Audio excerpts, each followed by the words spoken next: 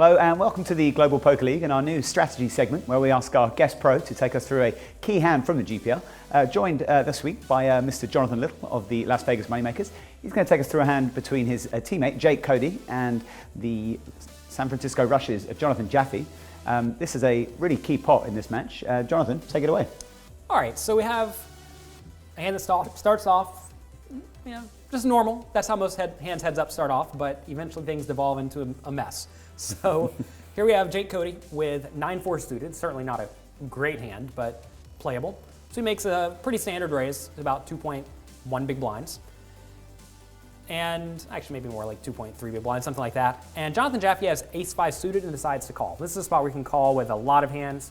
If you watch a lot of the best high-stakes heads-up sit-and-go players, like Jonathan Jaffe is, they are calling with a very, very wide range of hands that some amateurs think are good enough to 3-bet, like ace-5, but in this spot, he is happy to call and see a flop. So he does flop a gut shot straight draw. And he elects to check, and now it's over to Jake Cody with middle pair.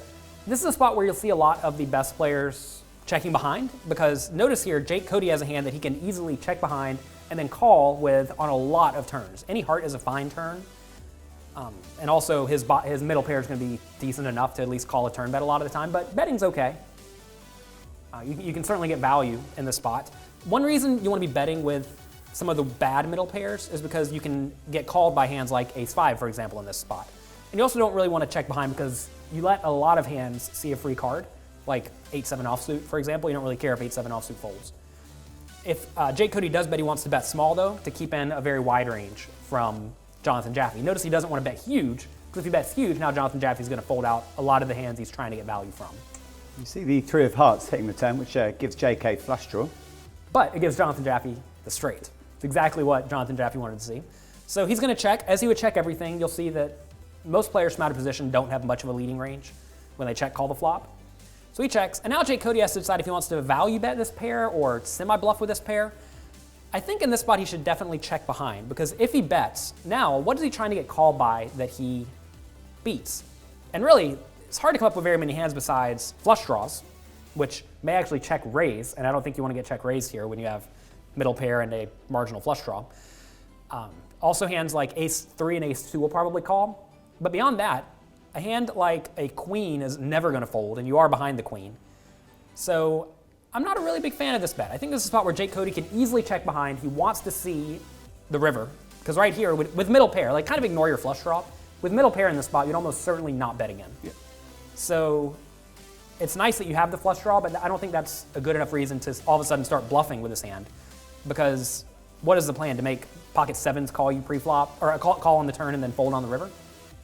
And even then, that hand may just 3-bet pre-flop. So it's kind of hard to come up with very many hands that he can get value from. And at the same time, it's hard to come up with very many hands that he can successfully bluff on the turn or the river. So Jonathan Jaffe thought for a while with this hand. Obviously, he's not folding. He's thinking, how much should I raise or should I just call? And I remember when I was doing the commentary, I believe Roland asked me how much is he going to make it. I said, probably 21,300. So let's see what he does after giving it a bit of a think. He's certainly going to, well, I don't think he has to raise here. I think if he thinks that Jake Cody has a lot of hands that he will continue bluffing with on the river, he should definitely call. But he does raise. He made it 21,150. 150 off for Jonathan. 150 off. So now it's back to Jake Cody, and Jake Cody's unhappy, as you can see. Right here, he has to put in only, well, let's say 11,000 more to win a pot that's going to be 55,000 total. So he needs to win 11 divided by 55, which is 20% of the time. So will he win 20% of the time with this flush draw? And I think the answer is definitely yes. We see his equity just on the corner of his... There it is, 20%. Just right on the money there. And interestingly, though, Jake Cody almost certainly thinks a 4 is good as well. Obviously, it's not, but that's a card that you also think is fine. So if he's 20% to get the flush, he probably also thinks that he's some percentage to win if a 4 comes as well. So he has to be a little bit careful on that.